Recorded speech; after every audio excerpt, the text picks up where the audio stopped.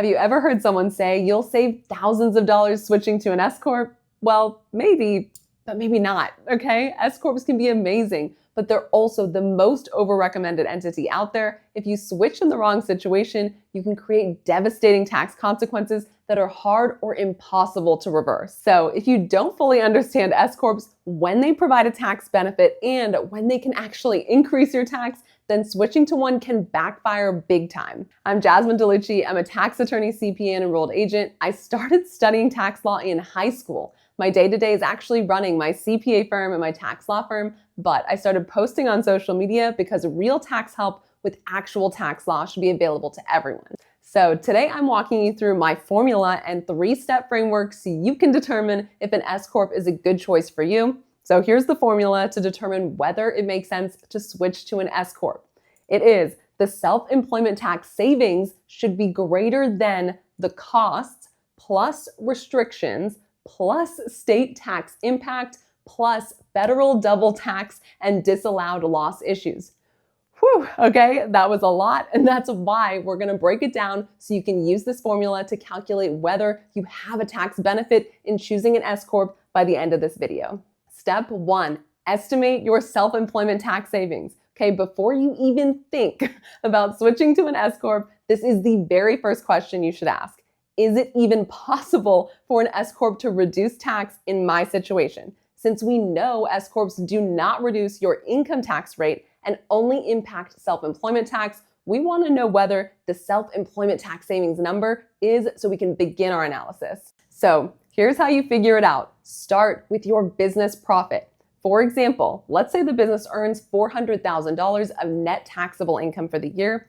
You want to estimate a fair salary for your role, okay? So you're going to ask yourself, what would you pay someone else to do your job based on your experience, education, and hours worked? This is also known as reasonable compensation, and the legal definition of reasonable compensation is the amount that would be ordinarily paid for like services by like enterprises under like circumstances. Okay, for example, a reasonable W-2 salary for your role might be $150,000. Next, note your filing status and tax year. Okay, the Medicare thresholds and Social Security wage base change annually, and they depend on this information. Okay, so finally, we could calculate this manually, but since it's based on Social Security caps that change each year for inflation and Medicare surtax thresholds based on your filing status and your income level, I'd recommend just using ChatGPT to calculate the estimate. You want to type this prompt, but with your information, okay? What's the payroll tax savings between a sole proprietorship and an S corporation for tax year 2025 for a single filer with $400,000 in net taxable income if that filer would pay $150,000 in W-2 wages upon switching to an S Corp? The short answer is if you do not have a significant enough difference between the taxable profit of your business and the reasonable compensation you will need to pay yourself through a W-2, there won't be much, if any, tax savings. Remember my example had a W-2 wage of $150,000, but a profit of $400,000, so there's $250,000 of additional profit over the reasonable compensation, which is why there is tax savings in this example of just over $12,000. So if you also have tax savings from this step, then you'll want to go to step 2, estimate the admin costs, state tax impact, and legal restrictions of an S Corp. So maybe step 1 shows that you're saving money on self-employment tax. Good. But before you jump in, step 2 is all about the cost and compliance of being an S Corp. So let's break it down, starting with the admin costs, okay? First, expect extra tax returns and filing fees. Single member LLCs and sole proprietorships file the business activity on the personal return, but with an S Corp, you will now be required to file an additional tax return, which is Form 1120-S, and it's due a month earlier on March 15th every year.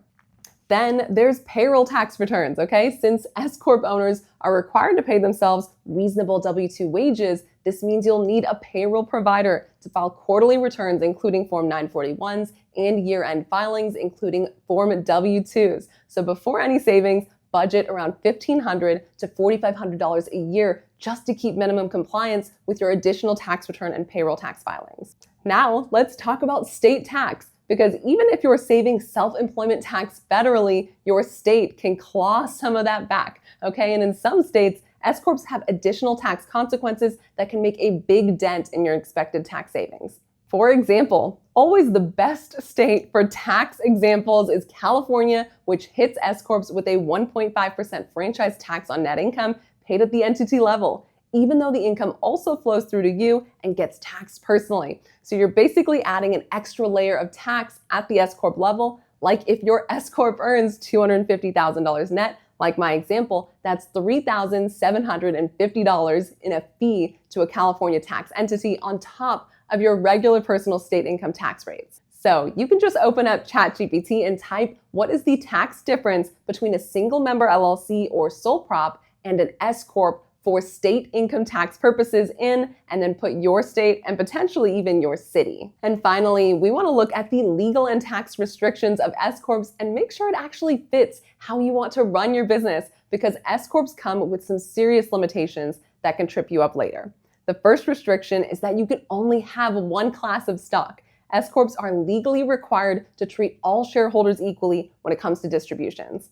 That means you must distribute profits proportionally to ownership, okay? If someone owns 60% of the business, they get exactly 60% of every distribution, no more, no less. This becomes a problem if owners can't agree on whether property or cash should be taken out or reinvested into the business, or one owner contributed cash and expects to be paid back first, and the other contributed sweat equity and agrees not to take distributions initially, or if you want to make other flexible payout arrangements. But the bottom line is you lose control over who gets what. Even if you agree internally, distributions have to be proportional to ownership. The second restriction is that certain people or entities cannot own an S-corp, okay? S-corps cannot be owned by non-resident aliens, so foreign individuals without green cards, corporations or partnerships, and many types of trusts. So if you ever want foreign investors or to own your share through many other tax entity types, then you're not in the right tax entity. And the third restriction is that removing property from an S-corp can trigger tax, even if you don't sell the asset. Because it's a corporation, taking assets out of an S-corp, even just transferring it to yourself for personal use, can be a taxable event.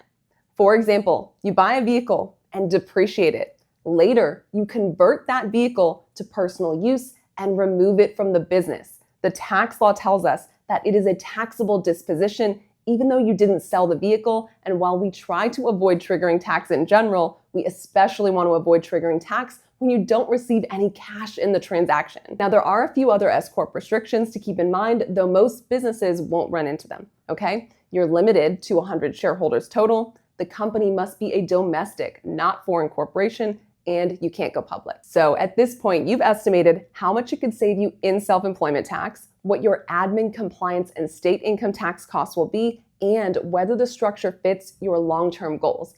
But now it is time for the big one, the tax trap that even some accountants won't warn you about, not because they're hiding it, but because it's technical, it is situational, and by the time you've realized it applies to you, it is too late, and it can completely wipe out your S-corp tax benefit. In fact, it can leave you owing more in tax than as if you never made that S-corp election at all. And that is step 3, determine if there will be double tax or disallowed losses. And this is what we call exceeding tax basis as an accountant. And it is critical to understand as a business owner, especially if you have an accountant who doesn't.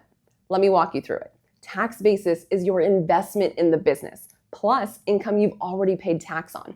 So if you put in $50,000 and the business earns $100,000 and you pay tax on that income, you now have a basis of $150,000, and that's the amount you can pull out tax-free. Because an S-corp is a separate legal entity, taking out money that isn't your original investment or previously taxed income triggers an extra layer of tax simply because you took it out at the wrong time. It is a timing issue, which is why it can be one of the worst tax results that you can create for yourself. So let's run through an example to show you how you can run into both problems, okay? First, an extra layer of tax, and second, disallowed losses. We'll bring back that same example as earlier. We have a business with $250,000 in net income after you pay wages to yourself. The same year, your S-corp buys a vehicle or equipment of $350,000 using, that's right, third-party financing. You depreciate the full $350,000, assuming that meets the tax law for the year, and you're super excited since you heard on social media that you get big money if you buy fancy cars and equipment for your business. So,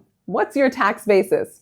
It is $250,000 from the income you earned, so you can only depreciate $250,000 of the $350,000 in assets. And we've hit problem number 1, disallowed losses. Had you been really any other type of entity, you could have taken the full depreciation. Now, year 2 of the same business, okay? Let's say that there's no income or loss to keep it simple, and now you decide to take out the $250,000 of cash from the profit that you made in year 1. Since you haven't yet paid tax on that money because you offset it with depreciation, the IRS would say, that's cute that you want to take economic control of that money. And because you're doing it now when you have no tax basis, there's an extra layer of tax at capital gain rates, which is at 15%, which would be $37,500. Remember, this is not instead of ordinary income rates. This is in addition, and it can and should always be avoided if you're tax planning properly. So, talk about a terrible tax result, okay? You thought switching to an S-Corp was going to save you tax. Meanwhile, you are now paying an extra $25,200 after accounting for the self-employment tax savings, and you didn't get to take $100,000 of losses from depreciation. By switching to an S-Corp, you literally chose to inflict yourself with a fun layer of voluntary tax and defer tax benefits, and it is by far the most common mistake that I see because everyone hears that S-Corps are amazing, meanwhile they ignore one of the largest tax implications of them. Now, there is a lot more that I could say on tax basis, and if you want to focus on making sure you don't have a tax basis issue for an S-Corp, or you want help doing a full tax plan so you can know whether an S-Corp makes sense for you, then book a call with my team to see if we can help. But the short version is, when it comes to tax basis, that if you are going to finance depreciable assets or incur third-party debt, you need to dig deeper into whether an S-Corp is a good choice. You will very often run into tax basis issues if you do not keep cash in the S-Corp bank account that is equal to or greater than the amount of debt on the balance sheet, which usually destroys the point of having third-party debt in the first place. So, final takeaways on S-Corps. Only switch if your self-employment tax savings is greater than the cost, restrictions, state tax impact, and double tax and disallowed loss issues. Okay, and that usually means you're earning well above what you would pay yourself in salary. You're usually keeping significant third-party debt and financed depreciable assets out of the S-Corp, or you're making sure that your tax basis is high enough to prevent tax basis issues, and you're tracking tax basis and staying compliant to avoid surprises later. So in my example, we had $12,000 of self-employment tax savings with a couple thousand of administrative costs for the returns, so a net tax savings of about $10,000. It would likely be worth the switch only if I knew I wasn't going to run into tax basis issues from taking on third-party debt. So run the numbers first, or you could end up paying much more, not less.